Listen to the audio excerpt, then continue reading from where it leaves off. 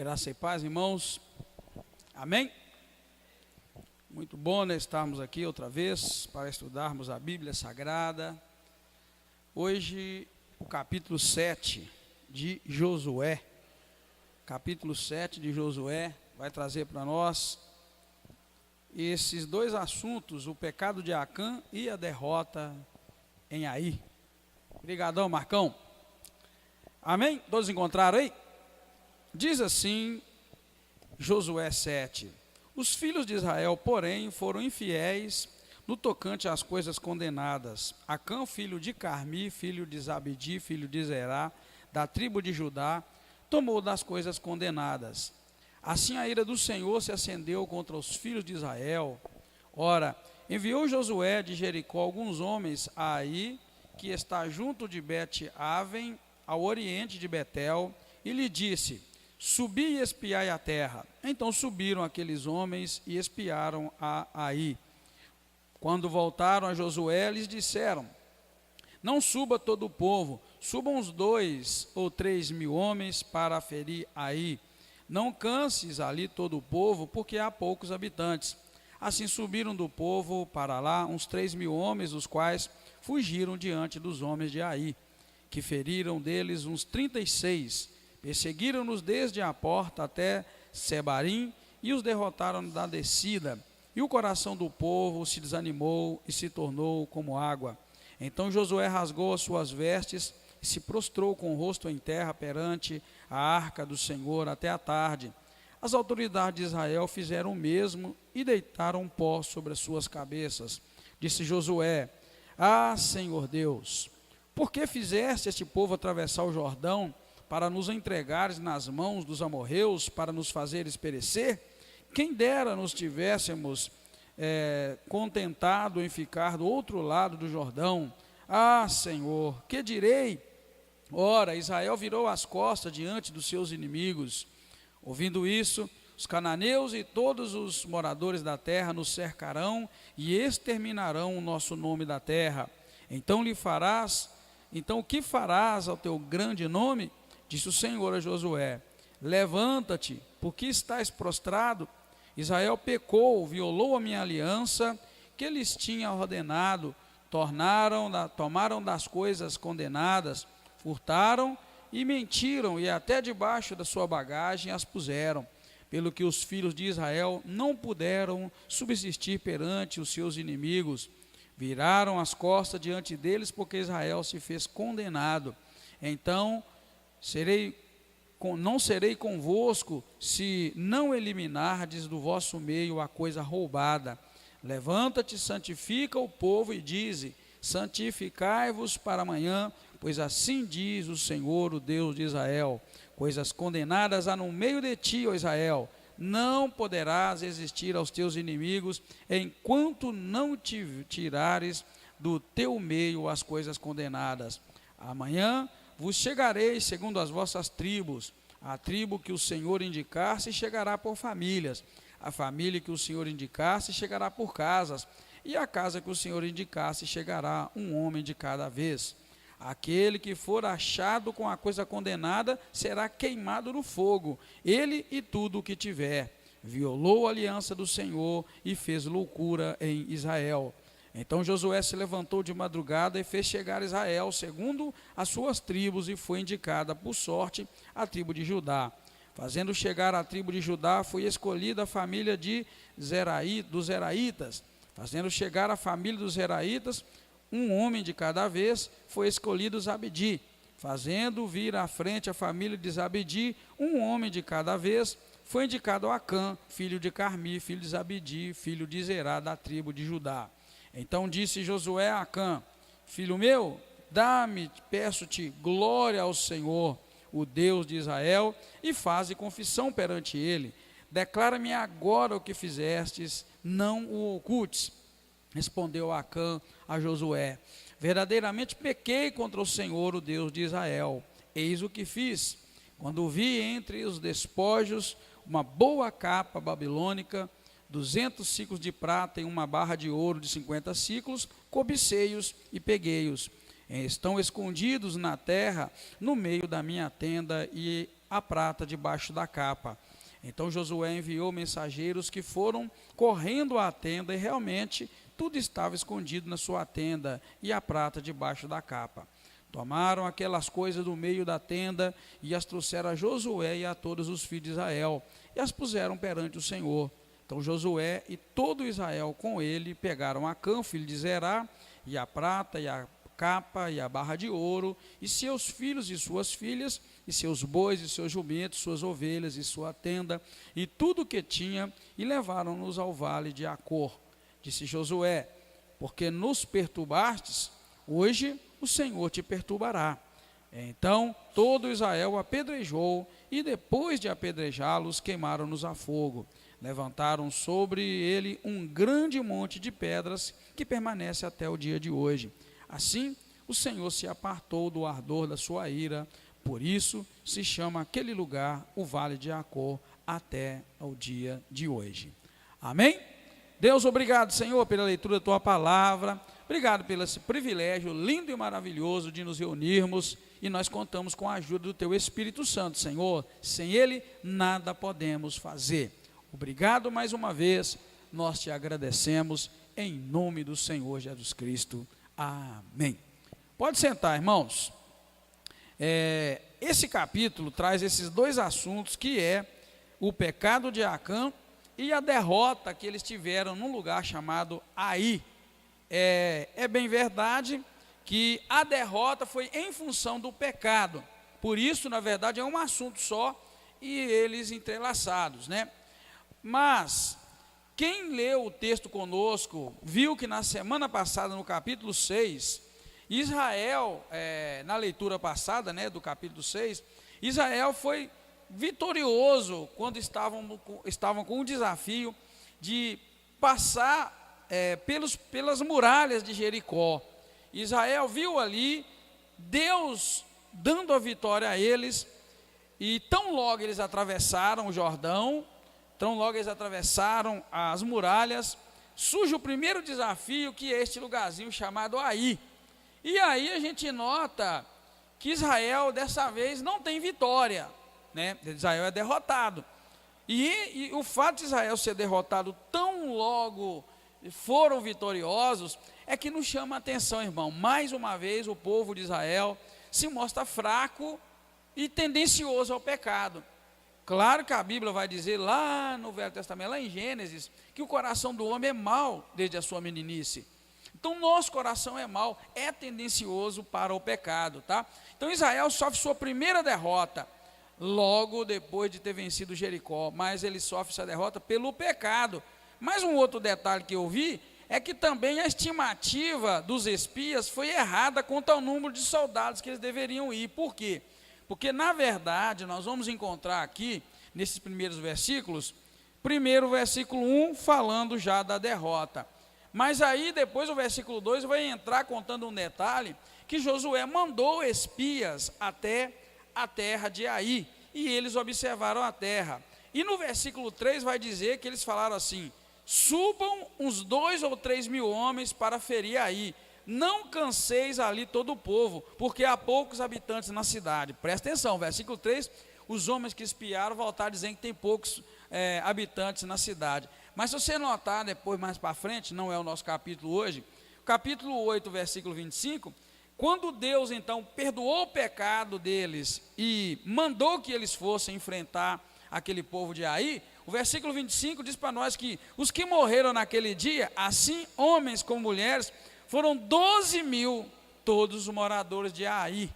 Então, a gente vê que há aí um engano, um erro da parte dos espias, que mandaram ir com 2 mil homens ou 3 enfrentar 12 mil pessoas, tá? E a gente sabe muito bem que em tempos de guerras, não é só os soldados que vão à luta, é que vão enfrentar o inimigo. Todo mundo que fica em casa, mulher, criança, todos eles têm a responsabilidade de lutar junto com eles. Bem verdade que na época da Bíblia aqui, a luta então era bem diferente, irmãos. A luta não era igual hoje, que o soldado vai para lá armado e a arma arma elétrica, laser. Não, a luta naquela época era espada, era lança, era porrete, era pedra, Essas eram as armas. Então como é que você vai enfrentar uma cidade de 12 mil pessoas, que morreram na verdade, com 2 mil ou 3 mil?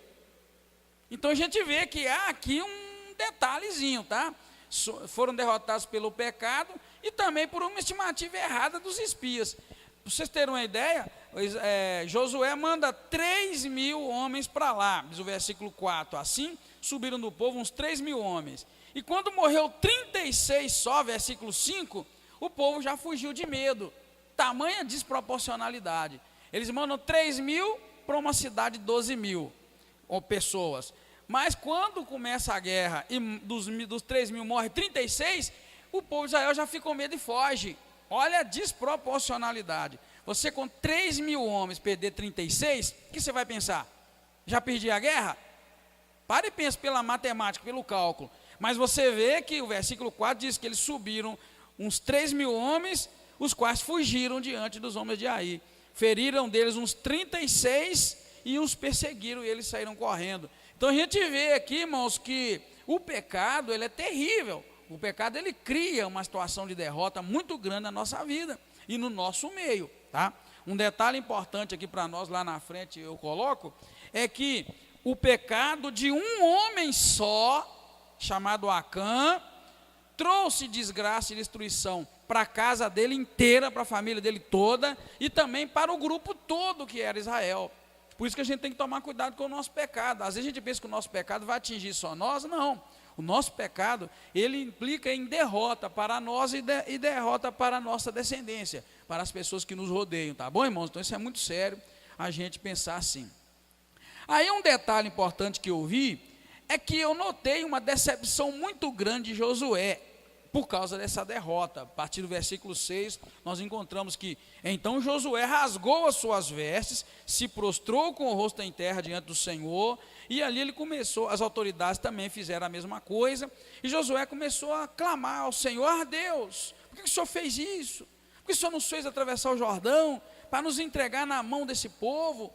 Quem nos dera, o Senhor tivesse deixado a gente lá do outro lado do Jordão. Então Josué aqui está muito decepcionado, porque certamente com as promessas de Deus de que Israel seria vitorioso, e Deus mostrou isso cá, quando ele abriu as águas do Jordão para o povo atravessar, certamente Josué estava convicto que todas as lutas que viessem, eles seriam vitoriosos. Só que não foi o que aconteceu. De cara ele topa com uma derrota.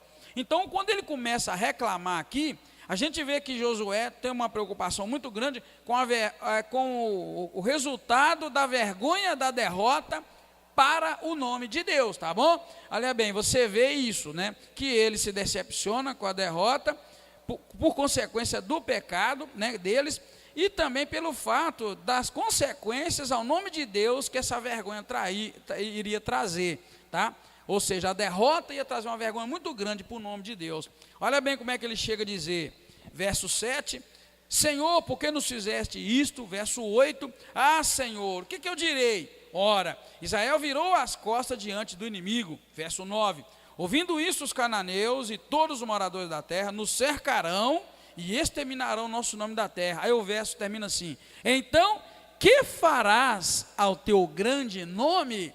Então ele estava preocupado, na verdade, com a vergonha que a derrota de Israel traria para o grande nome de Deus. Então ele pergunta, que farás com o teu grande nome se nós formos derrotados diante do inimigo? Se nós cairmos diante do inimigo, formos derrotados diante do inimigo? Então a gente vê o compromisso dele, né, com Deus, e ele diante da derrota, ele vê essa decepção muito grande. Querido, muitos de nós não estamos acostumados a lidar com a derrota. Essa é a grande verdade. A maioria de nós só sabe ganhar. Quando perde, a gente não sabe por que caminho seguir, né? A gente pensa que Deus é um Deus que não vai também nos permitir em algum momento da vida passar por luta e por tribulação. Todos os irmãos que já passaram por luta e tribulação sabem que na luta e na tribulação a gente aprende a depender de Deus, a buscar a Deus, e aí quando a gente tem a vitória, este nome de Deus, ele fica fortalecido, fica engrandecido, porque a gente acaba reconhecendo que foi Deus que fez e não foi nós que fizemos. Então a luta, como nós pregamos aqui no domingo passado, faz parte do processo de Deus na nossa vida, e a gente não pode fugir à luta, e temos que entender que Deus está conosco também na hora da dificuldade, tá? Bem, verdade que o pecado vai gerar em nós derrota, não importa qual tipo de pecado, o pecado vai trazer um fruto que é a derrota. Só que a derrota que vem pelo pecado, ela é muito simples de resolver. É o que Deus vai propor aqui nesse texto, e nós vamos ver. Deus propõe algo com relação ao erro de Acã, a falha de Acã, que trouxe derrota para o povo de Israel. Está vendo? O pecado de Acã, de um homem só, contaminou toda a congregação e custou a vida de sua família. Tudo isto por causa da cobiça de uma capa, cobiça de prata e cobiça de ouro. O que as riquezas, irmãos, podem fazer com cada um de nós, tá? Acã confessa, mas na verdade Acã não confessou voluntariamente, tá? Acã não confessou voluntariamente. Lembra que o pecado de um homem causou esse estrago todo na família e a derrota. Mas um detalhe é que ele não confessou o pecado voluntariamente. Quando Josué desesperou e foi buscar Deus, por que o Senhor permitiu que o povo fosse derrotado? Deus então disse para ele: olha, Israel pecou, né? Israel pecou. Deus virou para ele e falou assim: Israel pecou, verso 11, violou a minha aliança que eu lhes tinha ordenado. E Deus ainda diz o quê? Tomaram das coisas condenadas, furtaram, mentiram e até debaixo da bagagem puseram o fruto do roubo. Um detalhe que eu quero que os irmãos entendam. Olha bem, como é que é a revelação das coisas de Deus? Um membro de Israel pecou, Acã. Deus não falou nada, simplesmente deu derrota para eles. Quando o líder, Josué, orou a Deus desesperado pela derrota, Deus vai e revela para Acã, Deus revela para Josué: Josué, tem alguém que pecou no meio de Israel. E Deus fala até o quê? Tomaram coisa condenada, furtaram e até debaixo da bagagem colocaram o fruto do roubo. Mas Deus ainda não falou quem. Olha bem, ele falou o que tinha acontecido, mas não falou quem. E aí Deus deixa para que o líder, para que Josué fosse lá e descobrisse quem. Aí você deve estar pensando assim: mas por que Deus não falou para ele de uma vez? Olha, Acã roubou, vai lá e trata com ele. Isso é para os irmãos entenderem como Deus trabalha na nossa vida. Deus às vezes usa um irmão, uma irmã, Deus usa alguém para nos repreender e para nos ensinar e para servir de exemplo para nós. Deus revelou, mas não revelou quem. Falou até o que tinha acontecido. E aí então o que acontece? Ele então, Deus ainda dá orientação: levanta e santifica o povo, e amanhã de manhã você vai dizer: ó, tem coisa condenada no meio de vocês, e amanhã então você faça chegar cada tribo, cada família, cada homem, até chegar na pessoa que havia cometido aquele pecado. Ou seja, fica claro para nós que o pecado deve ser tratado e trabalhado dentro da casa de Deus e dentro da igreja. Amém, queridos? Amém? Amém ou não? Agora, deixa eu fazer uma pergunta para vocês. Vocês já ouviram alguma notícia, alguma reportagem sobre o pecado sendo tratado numa igreja, por aí, a coisa terminou feia? Ninguém? Então, querido, isso é muito atual, esse texto, capítulo 7, hoje para nós. Pena que os irmãos da igreja não vieram hoje, porque aqui está mostrando para nós, Deus não revelou para Josué, o líder, né, o pastor de Israel, nem quem era, mas revelou até o problema qual que era. Tem alguém que foi lá, depois que matou todo mundo, que começou a guerra, foi lá e roubou coisas, escondeu. Aí Deus deixou para que Josué tratasse. Falou para Josué, faz chegar cada tribo, cada família, cada homem, e eu vou mostrar quem. E quando Deus mostrou quem era, que era o Acã, ele tomou uma posição. E aí eu vendo essa reportagem aí, eu falei: gente, encaixou direitinho. A igreja lá foi tratar com um caso muito sério. Vamos pensar, pensa vocês, irmãos, se é correto e justo deixar uma pessoa numa situação daquela, muito violenta, briguenta demais, usuário de droga, ter cargo de liderança. Me diga, está correto? Vocês iam ficar numa igreja assim? Ia? Claro que não. Agora, com a pessoa numa situação daquela, violento, usuário de droga, não importa, mas dentro da igreja, para buscar a graça de Deus na vida, transformação, são todos bem-vindos, mas na condenação, na liderança, não dá.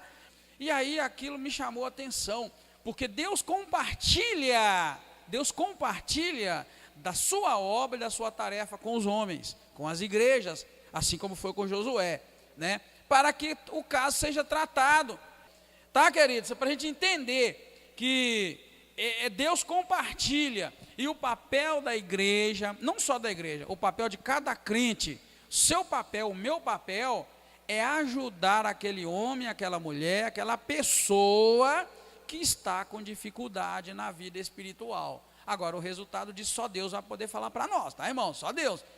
Mas a gente tem que ser fiel à palavra e àquilo que Deus orienta. Neste caso, quando Josué então mandou vir a tribo, mandou vir a família, e mandou vir cada homem, um homem por vez, aí a Bíblia diz no versículo 18, que a sorte que foi indicado Acã, filho de Carmi, verso 18, tá? Filho de Zabdi, filho de Zerá, da tribo de Judá. Então, quando isso aconteceu, caiu na sorte no Acã, Josué vira para ele, versículo 19, fala: meu filho, olha bem como é que Josué é persuasivo, olha como é que ele é doce. Olha o verso 19, ele fala assim: filho meu, peço-te glória a Deus. Ou ele fala assim: filho meu, dá glória a Deus, dá glória ao Deus de Israel, confessa perante ele, declara agora o que você fez, não oculte. Olha que homem doce. Mas ele não foi doce ao cumprir o mandado de Deus. Aí Acã vira, no verso 20, verdadeiramente eu pequei contra o Senhor, o Deus de Israel, e eis o que eu fiz. Quando eu vi, olha irmãos, quando eu vi entre os despojos uma capa babilônica, 200 ciclos de prata e uma barra de ouro de 50 ciclos, ele diz assim: eu cobicei, eu desejei e peguei para mim. E Deus tinha falado: não pegue nada daquela cidade, tudo naquela cidade está condenado. Então ele cobiçou e pegou. Porque ele fez aquilo, irmãos, foi que Deus colocou aquele medo neles, que dos 3.000 homens, morreu 36, eles fugiram, foram derrotados. Então, queridos, por causa da cobiça de um homem só, não foi a cobiça de um grupo todo, não foram os 3.000.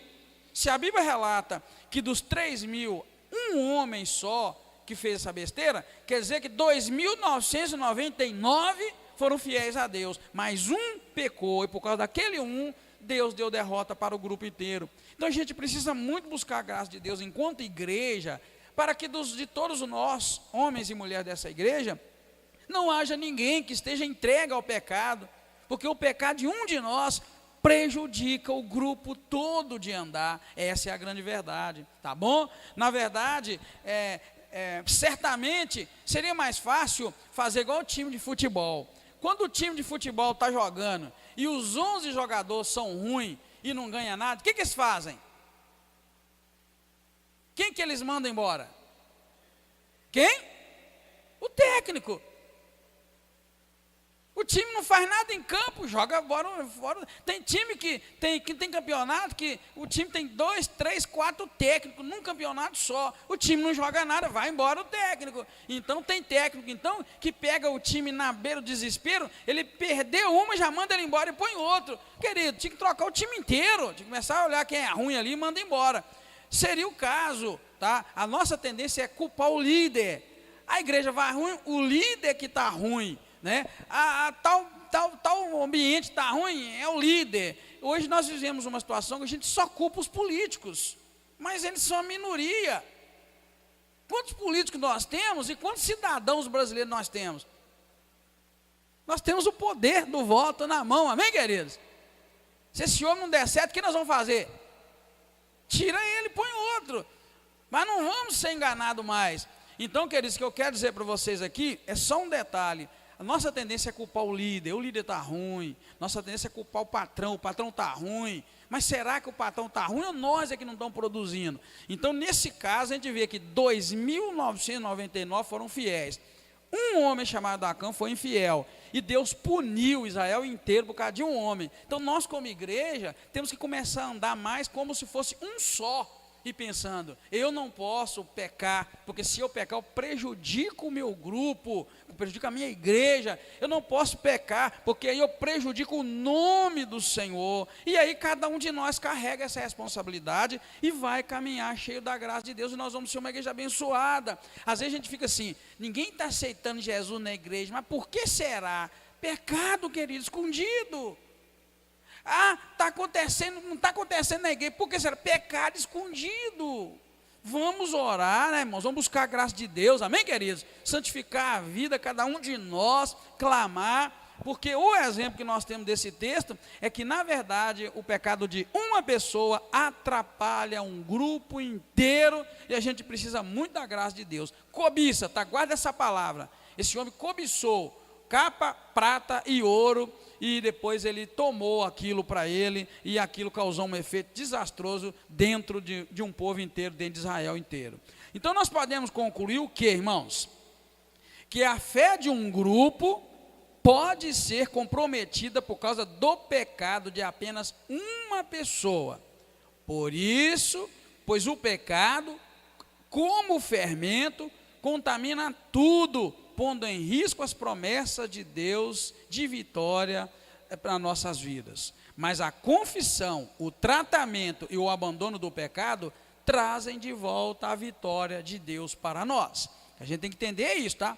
Pecado de um de nós traz derrota, mas quando a gente confessa o pecado e larga o pecado, aceita o tratamento e o abandono do pecado, Deus manda de volta a vitória. Por quê? Porque você vai notar que foi isso que aconteceu. Tão logo Acã confessou, versículo 20 e 21, aí Josué envia mensageiros para ver se era verdade, primeiro, né, se ele tinha roubado aquelas coisas. Quando foi constatado, Josué então chama o povo de Israel e eles aplicam sobre ele a pena de morte. Apedrejaram todos aqueles homens e, além de tudo, queimaram a fogo tudo que eles tinham.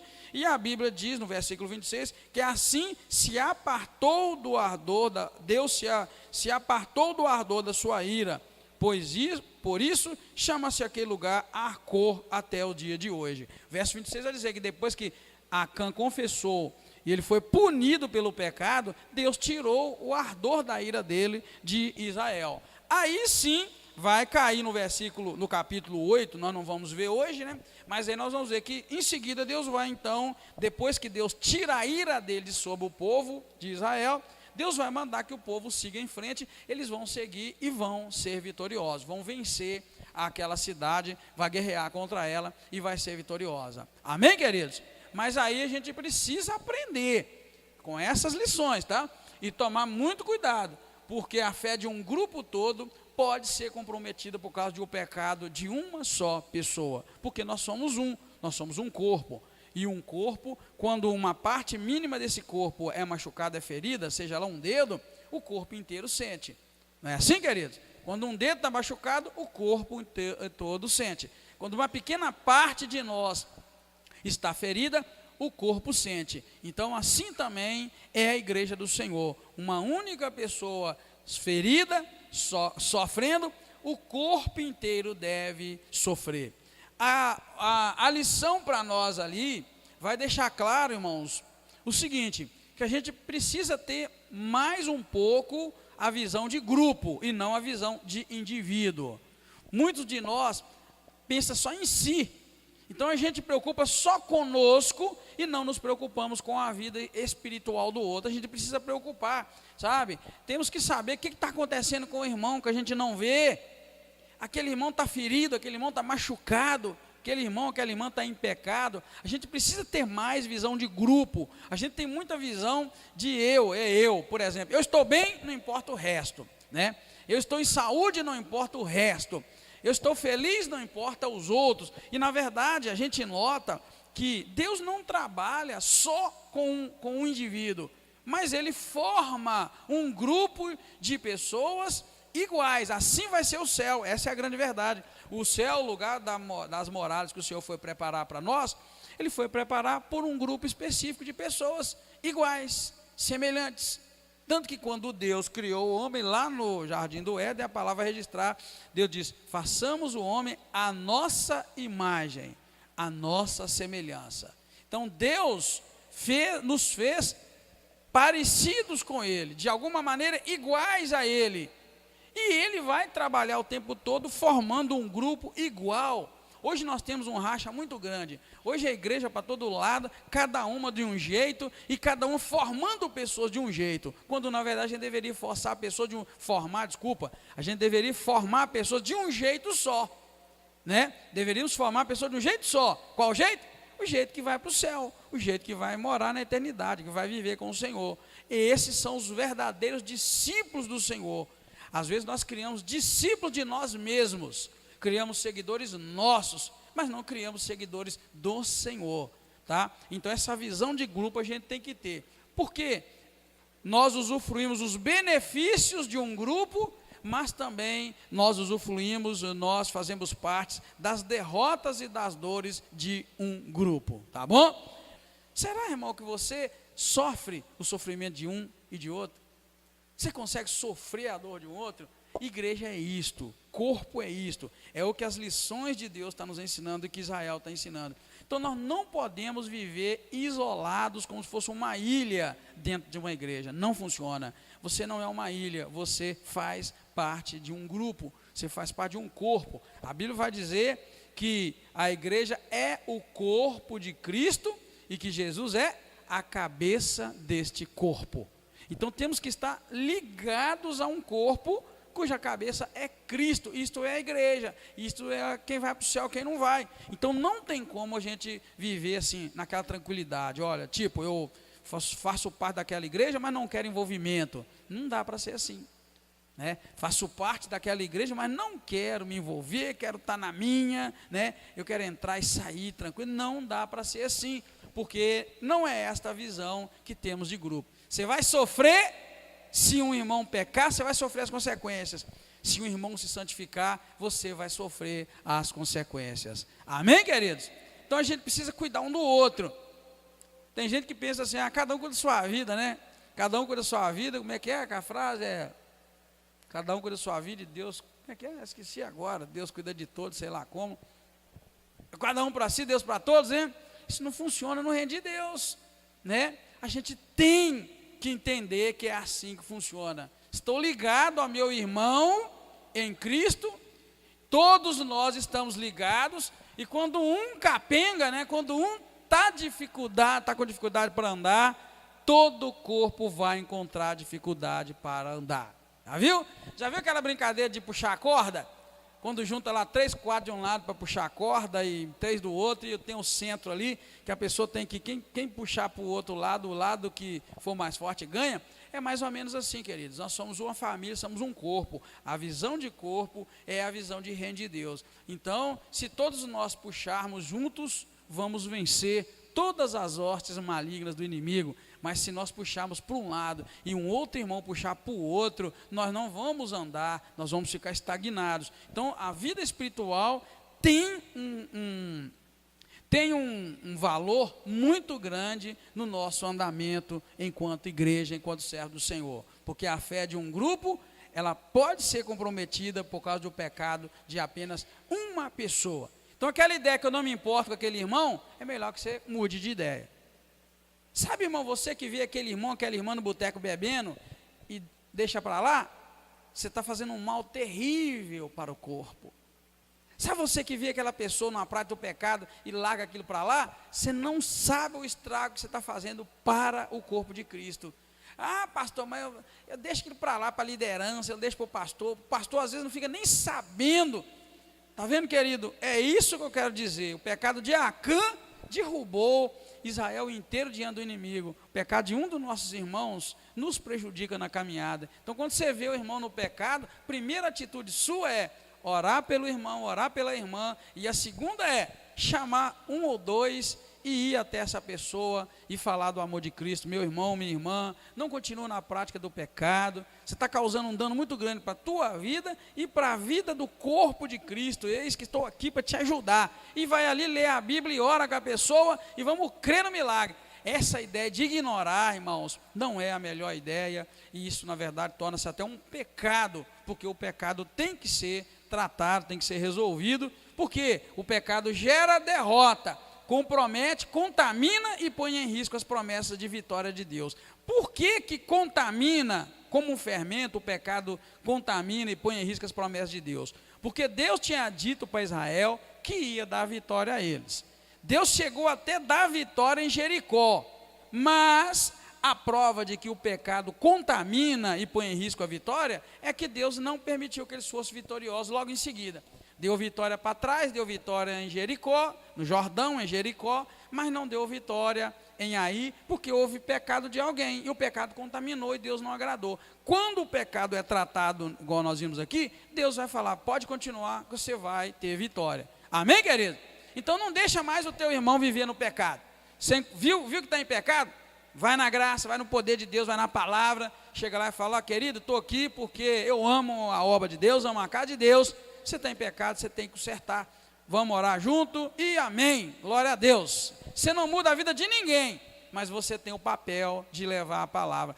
Vigia, você que sabe da vida de uma pessoa que vive em pecado e não trata aquilo com ela, está trazendo derrota para o corpo de Cristo. Aí já começa a perguntar, ninguém mais aceita Jesus, ninguém mais isso, ninguém aquilo, mas é claro, o pecado está escondido. Lembra-se que Deus não revelou para Josué quem era o pecador, ele só revelou que havia pecado. Deus deixa para que nós venhamos e fazer esse trabalho lindo e maravilhoso, que só a igreja pode fazer e mais ninguém. Amém, queridos? Com muito medo e com muito temor, né? Deus me livre, hein? Tem que orar e tem que repreender, queridos. Aquilo lá tem é sério, tem é feio. Tá? Só Deus para ter misericórdia. Tá bom? Vamos orar, queridos, então, e vamos encerrar em nome de Jesus. Obrigado você que veio. Semana que vem vamos estudar o capítulo 8, se Deus der graça para nós, né? E vamos seguindo o nosso estudo da Bíblia Sagrada, colhendo essas lições, essas experiências. A lição de hoje é que o pecado de um pode prejudicar todo o corpo, por isso precisamos buscar de Deus a graça, o perdão e a misericórdia dele na nossa vida, para que haja da parte de Deus, né, a manifestação dele em vitória. Oremos. Pai querido, muito obrigado, nós te damos graças por esta linda oportunidade e pedimos que o Senhor nos ajude, Deus, no restante desta noite, ajude na nossa vida pessoal, arrancando todo o pecado, toda a iniquidade da nossa vida, e que nós venhamos a pensar como grupo, Senhor, e não apenas como indivíduos isolados, mas que pensamos como família. Por isso nós pedimos que o Senhor derrama a tua graça, o teu poder, e que cada um de nós saiba ajudar uns aos outros a caminharmos em vitória. Muito obrigado. Entregamos a irmã Aparecida nas tuas mãos, que foi Deus, mais uma vez, para aquele centro cirúrgico. Entregamos a sobrinha da tua filha e pedimos milagre da cura na vida dela. Pedimos, ó Deus, também um milagre na vida daquele rapaz, da de Governador Valadares, a cura. Te pedimos, Senhor, em nome de Jesus, a cura para a irmã Lindaura. Manifesta a tua graça, o teu poder sobre a vida dela. Pai querido, muito obrigado mais uma vez. Pedimos, Senhor, santifica nossas vidas e nos ajuda em nome do Senhor Jesus Cristo. Amém. Aleluia. Glória a Deus. Deus te abençoe, irmãos, em nome do Senhor Jesus Cristo. Que te dê uma ótima noite, uma ótima semana.